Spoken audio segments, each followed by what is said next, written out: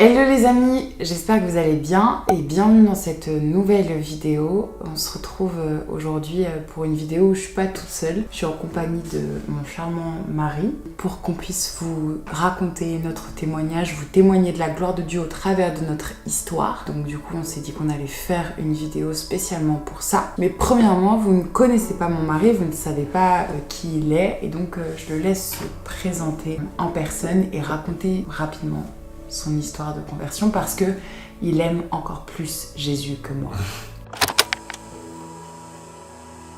Bonjour à tous, du coup, je m'appelle Josnar, comme vous avez pu le voir sur mon compte Instagram. Pour certains, j'ai 26 ans, j'ai grandi dans une famille catholique, toute ma famille est encore aujourd'hui. Mon histoire de conversion intervient à la fin de mes années de DUT. C'était une période où en fait je passais par des moments pas très simples. C'était une période où je venais de finir mon diplôme. Je me posais des questions par rapport à ce que j'allais faire ensuite. Je cherchais une alternance que j'avais pas trouvée. Je devais renouveler mon titre de séjour aussi. Donc c'était pour ceux qui savent, c'est assez prise de tête.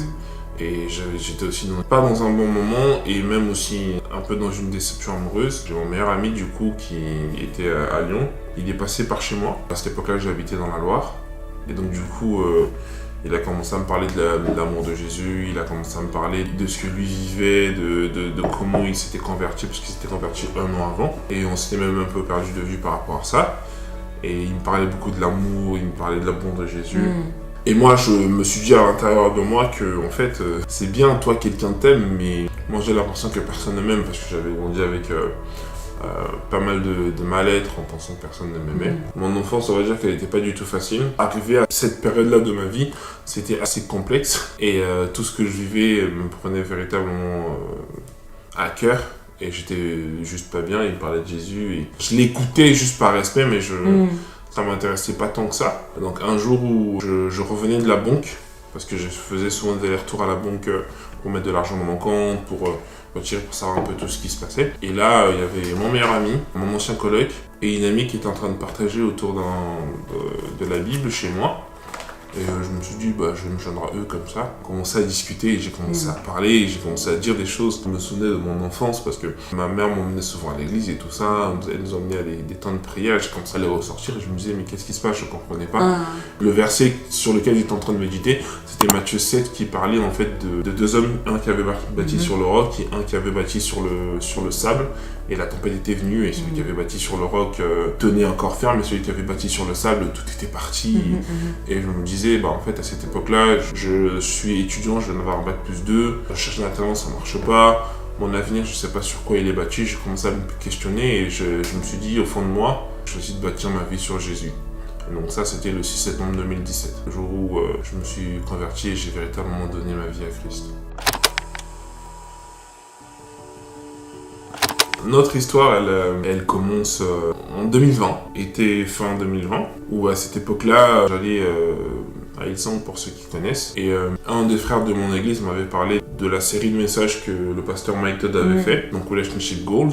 J'avais commencé à regarder, j'avais commencé à m'intéresser, je continuais à regarder comme ça, et je suis tombé sur une vidéo. Et la vidéo en question, c'était une vidéo de Noémie du coup, où elle racontait son témoignage, elle parlait de comment elle s'était convertie, de ce qu'elle avait vécu et tout, et j'ai reçu une parole pour elle. Une parole qui était vraie en plus. Ce que j'ai reçu dans mon cœur, c'est « Cette femme-là, c'est ta femme ». En plus de ce que le Seigneur m'avait dit par rapport à elle, le Seigneur m'a dit « C'est ta femme ». J'ai dit « Pause, on va attendre, on va se détendre un peu. Qu'est-ce qui se passe en fait ? Moi, Seigneur, je veux pas, je ne comprends pas, les histoires de Dieu m'a dit... moi, je veux pas vivre ça, moi, ça ne m'intéresse pas, c'est... j'ai continué un peu ma vie. Et puis quelques temps après, j'ai commencé à réfléchir sur la parole. Je me disais, mais pourquoi j'ai reçu ça en fait ? Pourquoi j'ai ressenti ça et j'ai eu cette parole-là en fait ? Donc j'ai commencé à creuser un peu, j'ai commencé à m'intéresser à Noémie, j'ai commencé à regarder sur sa page Instagram, à regarder ce qu'elle faisait. Je me suis dit, ah oui, elle parle de Dieu sur les réseaux sociaux, ce qui est vraiment bien. Et en plus de ça, je me disais, mais en fait, elle est belle. En fait, véritablement, elle est belle, elle a de la présence. Je regardais comme ça la sœur, du coup. Et je me suis dit, ah, peut-être que véritablement, ça vient du Seigneur. Je lui ai envoyé quelques petits messages comme ça, juste pour dire que bon, bah, je lui parle comme ça. C'était, on va dire, des petites approches comme ça pour savoir un peu. Enfin bref, je m'intéressais un peu. Mais je pense que comme elle recevait pas mal de messages de gens, de frères, oui. Elle avait pas du tout l'air intéressée en fait. Elle répondait quasiment pas ou répondait des jours après. Donc... Il m'envoyait pas. Dieu m'a dit que tu m'as dit que t'étais ma femme. Hein. Ça d'ailleurs, il me l'a jamais dit jusqu'à ce que officiellement on soit ensemble, mais il essayait juste des petites approches, mais ça prenait pas. Alors, je pense que véritablement, on vous en a parlé, vous en avez entendu parler. Il ne faut pas dire, Dieu m'a dit, tout ça.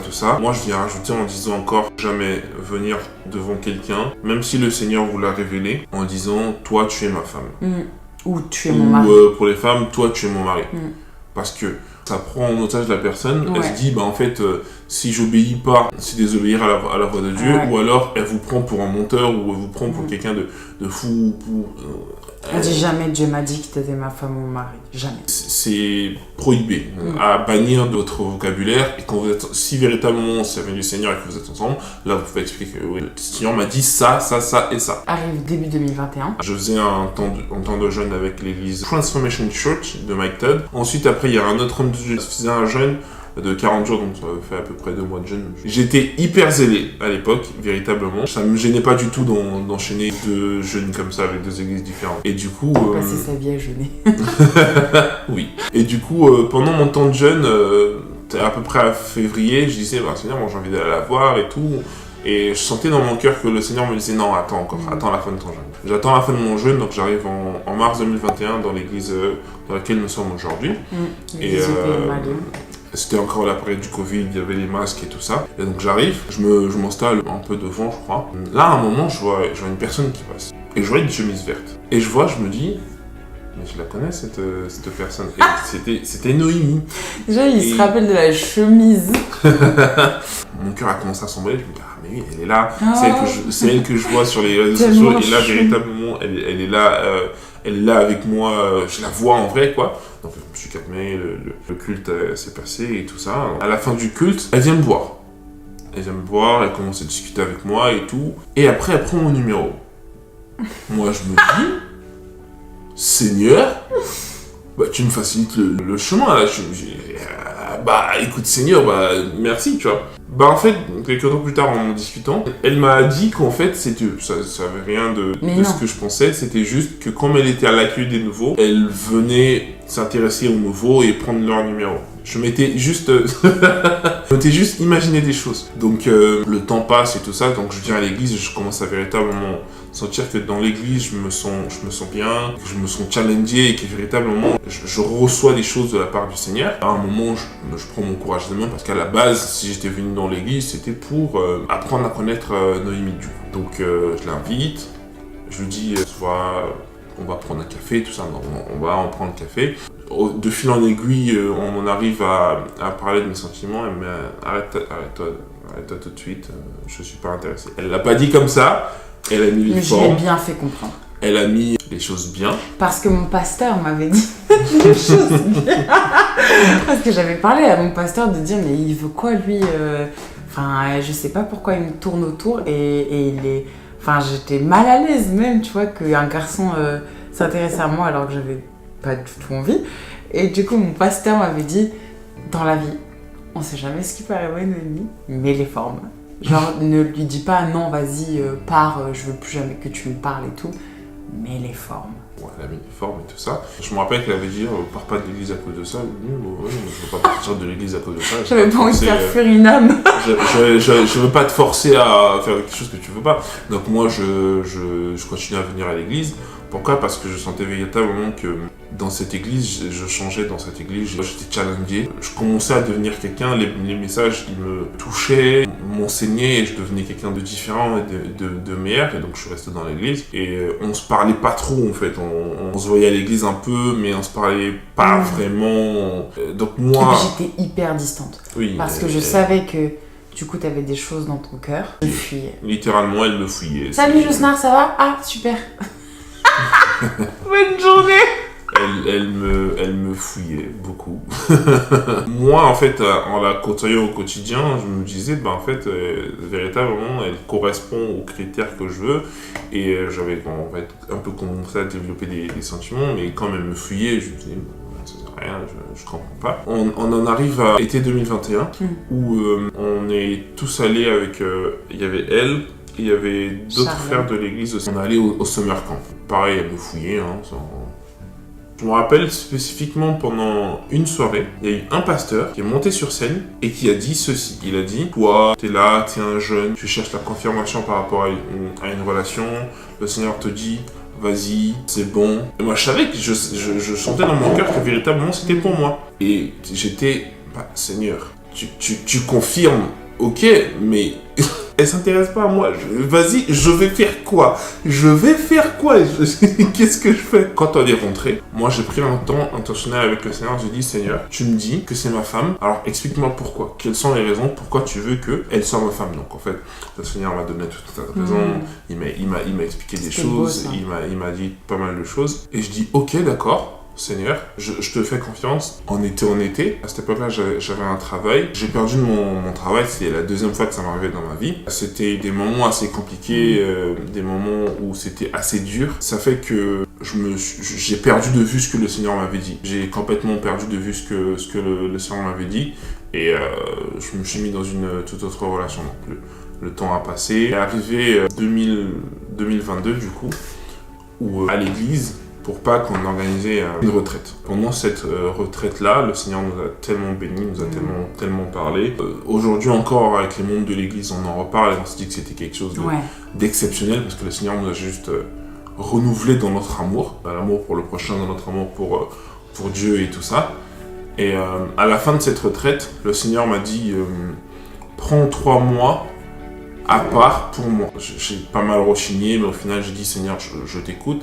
Le fait que le Seigneur me demande de prendre 3 mois à part pour lui, je me suis rendu compte qu'en fait, l'initiateur de mon ancienne relation, c'était pas Dieu, c'était moi, en fait. Et du coup, j'ai mis un terme et je me suis juste excusé du temps que j'avais fait perdre, de ce qui avait pu se passer avec la personne avec qui j'étais. À cette époque-là, dans le même temps, il se passait autre chose dont je n'avais pas du tout idée, je ne savais pas du tout ce qui se passait. Et je vais vous laisser Noémie le raconter.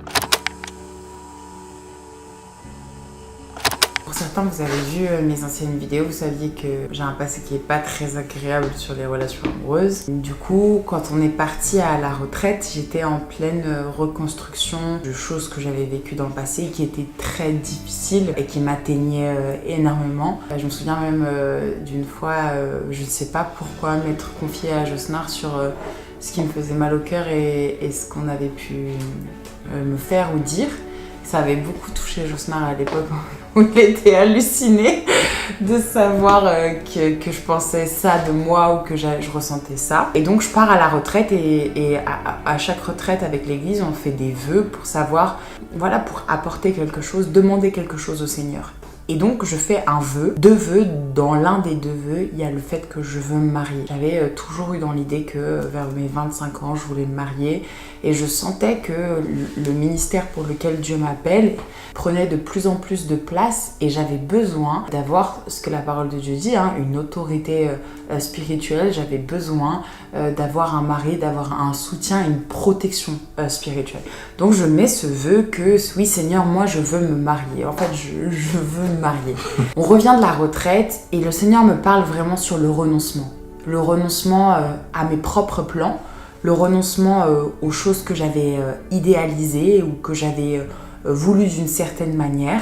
Et surtout, il me parle du renoncement de me marier avec mon premier amour. Et donc, il fait un travail énorme à l'intérieur de moi où il me pousse vraiment au renoncement à mes propres plans pour laisser les siens s'accomplir. Et je lâche prise et je dis « Ok Seigneur, ok, ce sera pas mes plans, mais ce sera les tiens. » Et à partir d'aujourd'hui, je décide vraiment de vivre pleinement mon célibat, de vivre pleinement cette saison avec toi. Le Seigneur est drôle et il fait toutes choses, il connaît les histoires de chacun, il connaît les cœurs aussi de chacun. Et donc je vis cette période de renoncement, cette période de délivrance, cette période de libération avec mon passé, qui était très intense, beaucoup de prières, c'était vraiment chaud. Et un jour, je suis dans mon lit, et c'est fou parce que le Seigneur avait déjà fait ça avec le baptême du Saint-Esprit, où c'est dans des endroits calmes, dans des endroits d'intimité avec le Seigneur, où je suis dans mon lit et là, c'est comme si Dieu venait véritablement. Il venait et il faisait « Josnar, Josnar, Josnar, Josnar, Josnar » comme ça à mon cœur. Et au début, tu sais, les premiers jours, j'ai pas prêté du tout attention. Moi, je me suis dit, vas-y, t'es en train de péter un câble, c'est pas du tout l'histoire. Et ça se répétait, ça se répétait, ça se répétait. C'est Josnar, j'ai pas envie de... Enfin, à l'époque, c'était comme ça. C'est Josnar, j'ai pas envie d'être avec Josnar. Enfin, non. Josnar, il a voulu quelque chose avec moi, puis moi, je veux rien avec lui. Enfin, vous savez, quand l'orgueil de l'homme parle, en fait. Dieu vient et me pique comme ça pendant plusieurs jours. Je pense que ça a duré bien 7-8 jours. Au point où je décide d'en parler à mon pasteur. Parce que j'ai pas envie de reproduire les mêmes erreurs du passé. Donc là, je voulais même limite trop en faire et dire « faut que je parle à mon pasteur, vite, faut que je lui dise en fait ce qui se passe. » Et donc, je vais voir mon pasteur, mais il y avait déjà quelque chose qui avait changé sur mon regard par rapport à lui. Un jour, on s'est retrouvés dans la semaine, je crois que c'était pour prier. Et puis on prie et puis je lui dis mais tu sais que cette personne dans ton ancienne relation, c'est pas ta femme. Et au même moment, on a eu la même pensée avec Josnar, c'était oui, c'est moi ta femme. Et on se disait rien. Je me suis dit, en fait, quand elle a dit ça, je me suis dit, bah oui, parce que c'est toi. Mais je l'ai pas dit, je l'ai juste pensé. Et moi, j'ai pensé ça, j'ai dit, mais c'est moi ta femme en fait. Mais c'était, ça n'avait pas de sens en fait. Faut bien comprendre que on ne se draguait pas, on n'était pas des amis.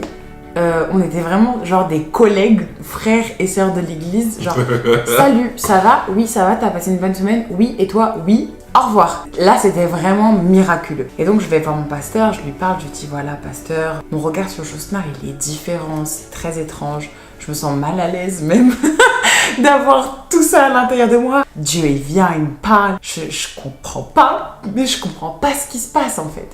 Et mon pasteur, au début, quand Josnar avait intégré l'église, m'avait dit « Je sens quelque chose avec Josnar, je sens qu'il y a une connexion, je sais pas si c'est en lien avec le ministère ou si c'est en lien avec le mariage, mais je sens qu'il y a quelque chose entre vous deux. » Et ce même pasteur qui m'avait donné des conseils pour tempérer les choses, pour dire non à Josnar, me dit avec un grand sourire « Pasteur, tu vas l'appeler ? Mais tu vas lui dire que t'es prêt à prier pour ça maintenant ?» Et alors là, je dis « Comment ça, je l'appelle ? Je l'appelle là maintenant, tout de suite, devant toi. Oui, Noémie, tu vas l'appeler et puis tu vas lui dire que tu es prête à prier maintenant pour ça. » Donc, j'appelle Josnar. C'est la conversation la plus gênante qu'on ait eue. Enfin, la plus gênante. Vraiment de ma vie. J'appelle Josnar, je dis « Oui, Josnar, salut, ça va? Oui. Tu te souviens de ce que tu m'as dit il y a 1 an et demi? » Et moi, forcément... Bah, je fais le mec, je dis, bah, il y a 1 an, j'ai dit beaucoup de choses et tout ça. Voilà, il fait tourner, ouais, pour bien que je parle, que je dise les mots. Dise les termes. Et donc, je lui ai dit, oui, ce que tu m'as dit il y a 1 an et demi, quand tu voulais entamer quelque chose avec moi, que tu voulais qu'on prie pour ça, etc. Et aujourd'hui, je suis prête à prier pour ça. Je voudrais bien qu'on prie le Seigneur pour ça. C'était très drôle parce que je ne comprenais pas ce qui se passait, mais je sentais, depuis quelques jours, je sentais que la façon dont elle me parlait, la façon dont elle me regardait avait changé, parce que je me souviens qu'elle me parlait de son témoignage, elle me parlait de choses qu'elle m'avait jamais parlé. Je me disais, mais qu'est-ce qui se passe? À un moment donné, on était en train de parler tous ensemble, il y avait une autre sœur, elle me regardait, j'étais gêné parce que dans ses yeux, je voyais que c'est comme si je lui plaisais, comme si j'avais de l'amour, et je comprenais pas en fait. Et donc, j'étais un peu surpris, mais bon, c'est pas comme si je m'y attendais, mais j'étais un peu surpris. Mais surtout, en fait, j'étais choqué parce que je ne m'y attendais pas du tout. Je disais, mais qu'est-ce qui se passe? Ma réaction, c'était, d'accord... Ok, d'accord, ok. Mais finalement, comme ça en avait parlé, que je l'aimais toujours, elle me plaisait toujours, j'ai dit, ok, d'accord, on va prier pour ça. Et donc, justement, après le soir, on se rappelle et tout, il me dit, mais il faut que tu m'expliques, je comprends pas parce que tu passes quand même du coq à l'âne, vraiment. Je dis, Josmar, je peux pas t'expliquer, je veux juste qu'on prie pour ça, en fait. J'étais très radicale. Je veux juste qu'on prie pour ça, je veux juste qu'on sache, en fait, est-ce que ça vient du Seigneur? Est-ce que le Seigneur est dedans, en fait? Et donc quand on a commencé à prier pour ça, parce que moi j'étais vraiment détruite. J'étais détruite mais en cours de reconstruction et j'avais pas l'énergie à m'investir dans une relation. C'est pour ça que Dieu fait comme il veut, quand il veut, parce que j'étais pas forcément disposée à reconstruire quelque chose, mais Dieu savait pourquoi c'était maintenant en fait. Et Josnar, on a commencé à prier, Josnar le Saint-Esprit lui dit: retourne dans tes notes, et là il voit toutes les notes qu'il a marquées, que Noémie Suzanne c'est ta femme, que je lui enlèverai le voile qu'il y a devant ses yeux parce qu'il y avait un énorme voile spirituel. Je voyais que les défauts de Josnar, je ne voyais rien de bon, j'en n'envisageais rien parce que vraiment il y avait un voile sur mes yeux. Et moi, j'ai dit, Seigneur, il faut que tu me donnes des réponses, il faut que tu me donnes des confirmations parce que si ça vient de toi, alors je veux te faire confiance. Et du coup, je faisais des prières secrètes. Seigneur, j'aime bien les fleurs, j'ai envie d'avoir des fleurs aujourd'hui. Permets qu'il m'offre des fleurs. Et Josnar, je me souviens, plusieurs fois il l'a fait. Il venait, il tapait à la porte de mon appartement, il me tendait un bouquet de fleurs avec une belle carte et il repartait. T'as une connexion divine ou c'est comment en fait? Ça vient d'où, tu vois? Et j'avais fait une liste au Seigneur en 2020 où j'avais intentionnellement écrit des critères physiques et des critères spirituels, des caractéristiques émotionnelles aussi du mari que j'aimerais avoir en fait. Et Josnar, il correspond en tout point à cette liste en fait. C'était vraiment incroyable, j'avais vraiment mis des critères très précis. Et il correspondait en tout point à cette liste. Et lui, il avait fait une liste et le Seigneur lui avait dit, arrête avec tes listes, juste demande un seul critère. Et il avait dit, ok, je veux que ce soit une femme qui soit capable de sacrifier sa vie pour te servir. En fait, lui, son critère principal, c'était une femme qui aime Dieu et qui est selon le cœur de Dieu. Et moi, j'avais besoin d'un équilibre. Et donc, dans tout ce processus où à chaque confirmation que je demandais, Dieu faisait, c'était vraiment, ça allait de, si c'est mon mari, permet qu'il soit habillé de telle couleur dimanche. Parce que j'avais besoin de réponses et de réponses et de réponses. Dieu devait vraiment avoir pitié de moi. Et ça marchait à chaque fois. Et je suis allée voir mon pasteur, je me souviens, je lui ai dit, je suis prise de panique parce qu'en fait, à cette époque-là, j'avais pas de sentiment pour Josnar. Et je lui dis, d'accord, Dieu me montre bien clairement que c'est mon mari et j'ai cette forte conviction que c'est mon mari en effet, mais j'ai pas de sentiment. Et est-ce que je suis obligée en fait? Est-ce que je suis obligée parce que c'est le choix de Dieu? Et il m'a dit non, comme dans le jardin d'Éden, Dieu nous laisse toujours la possibilité. Il nous montre le chemin, il nous montre ce qu'il a de meilleur prévu pour nous, mais il nous laisse toujours la possibilité. Et ça avait enlevé un poids parce que je me souviens que j'étais très attaquée. À partir du moment où mon voile s'est levé et où j'ai compris que Josnar était mon mari, mais j'étais attaquée, même physiquement, mais c'était terrible. Et un jour, donc par rapport au sentiment, un jour je me souviens être à l'église, vraiment regarder Josnar avec des yeux d'amour, des yeux passionnés, un amour qui bat dans mon cœur pendant tout le temps de l'église. Et quand le temps se finit, j'entends vraiment la voix de Dieu qui dit, tu vois, je suis l'amour. C'est moi qui est l'amour et qui est le centre de tout. Je mettrai de l'amour. Et à ce moment-là, il y a eu un déblocage. Plus on apprenait à se connaître, plus on louait Dieu, on priait Dieu ensemble, tout le temps, toutes les semaines. Plus il y avait une sainteté qui ressortait de cette relation qui était incroyable. Parce qu'on ne peut pas dire à l'heure d'aujourd'hui, oui, c'est parce qu'on s'est dragué, ou c'est parce qu'on s'est tourné autour, ou parce qu'on était des amis. En fait, Dieu a révélé à l'un dans un temps que j'étais sa femme. C'était pas encore le temps pour qu'on soit ensemble. 2 ans après, il me l'a révélé. Et c'est Dieu, littéralement, qui a uni qui nous sommes. Josnar, il est venu à l'église pour me rencontrer. C'était pas le ton de Dieu, mais c'est genre Dieu, il vient, il te prend un plateau, il dit tiens, voilà, c'est pour toi. Et après, on vous racontera dans une autre vidéo comment ça s'est passé, comment, voilà, quand on s'est mis ensemble, quel protocole on a voulu respecter, quelles règles on s'est imposées aussi pour avoir ce chemin de la sanctification jusqu'au mariage. Mais ce qui était fou, c'est que moi, j'avais plus d'énergie à mettre dans une relation. Et Josnar, il faisait le travail pour 2 personnes. Aussi bien émotionnellement que spirituellement que physiquement. Il était présent dans chaque chose qu'une femme pourrait vouloir et avoir. Il était très attentionné. Il avait énormément de compassion aussi pour mes blessures. Il y a des choses qu'il a subies au début de notre relation qui n'étaient pas dues à ce qu'il avait fait, mais dues au traumatisme qui étaient les miens. En fait, c'est comme si, tu sais, le Seigneur posait tout le temps sa main sur notre relation, tout le temps. Et c'est comme si aussi le Seigneur te fortifiait pour pouvoir assurer ma restauration au travers de Josnar, en fait. C'est merveilleux parce que 2 ans après, 2-3 ans après, on est mariés. 2-3 ans après la révélation que j'ai eue, notre relation a commencé véritablement en mai 2022, le 22 mai 2022. Le deuxième rendez-vous, Josnar, il a dit mais t'es ma femme, je vais te marier en fait.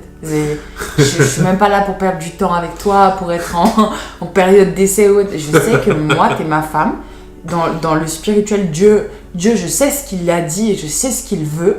Maintenant, on va accomplir les choses en physique et tu vas devenir ma femme en fait. C'était véritablement un homme. Une déclaration que je voulais faire parce que moi je savais ce que le Seigneur m'avait dit. J'avais toutes les confirmations, j'avais tout relu, j'avais relu tout ce que le Seigneur m'avait dit. Je lui ai dit en fait que moi ce que je veux pas... Le copinage, ça ne m'intéresse pas, ça ne m'a jamais intéressé, ça ne m'intéresse pas. Moi ce que je veux, ce que je sais, c'est que toi, t'es ma femme. Je te considère pas comme une copine, je te considère véritablement comme ma femme. Mais on a attendu le mariage. Et c'est pas pour autant qu'on a agi comme si on était mariés, mais en fait, vraiment, c'était comme une proclamation que je faisais sur notre relation et sur là où je voulais l'emmener, en fait. Dans le sens où je disais, ok, là on est dans cette relation, mais c'est pas une relation qui va aboutir à rien. L'aboutissement de notre relation, c'est on va se marier, puis après on va servir ensemble, on va avoir des enfants, tout ça, mais l'aboutissement de là où on en était, c'est toi et moi, on va se marier. Et on vous racontera, parce qu'on pourrait parler dans des heures de la gloire de Dieu, c'est véritablement la gloire de Dieu, quand on raconte notre témoignage de comment vous vous êtes rencontrés. En fait, c'est dans le témoignage de comment tu as rencontré ton mari, comment vous vous êtes mariés, il y a Dieu. C'est-à-dire qu'il y a une possibilité d'évangéliser dans ça. Mais on vous racontera dans une prochaine vidéo, voilà, toutes ces étapes par lesquelles on est passé. On a vraiment dit au Seigneur, on veut être un modèle pour cette génération. On veut être un modèle en vérité, on veut être un modèle dans tes voies, Seigneur. Et c'est difficile en 2023 d'être un modèle selon la Bible. Moi, je voulais juste vous encourager à, si vous recevez une parole du Seigneur, si vous êtes sûr que ce que vous avez reçu, ça vient du Seigneur, dans le cadre d'une relation, je vais rappeler dessus, mais n'allez pas voir la personne en disant Dieu m'a dit, et la première des choses que vous faites, c'est vous prier. Vous priez, vous demandez au Seigneur pourquoi cette révélation, et le Seigneur, il aime qu'on lui pose des questions, et il vous révélera, il vous montrera, il vous dira voilà pourquoi, et là, véritablement, vous allez pouvoir suivre le Seigneur pendant toute la période où vous priez, jusqu'à ce que la promesse que le Seigneur vous a dit ou la révélation qu'il vous a donnée arrive véritablement. Amen. Que le Seigneur vous bénisse, que le Seigneur vous encourage. Nous prions vraiment pour toutes les personnes qui aspirent au mariage, toutes les personnes qui regarderont cette vidéo, que ce témoignage puisse vous fortifier, parce que le Seigneur ne vous a pas oublié. Il connaît votre situation, il connaît votre cœur, et sa gloire arrive. Amen. Soyez bénis. Amen.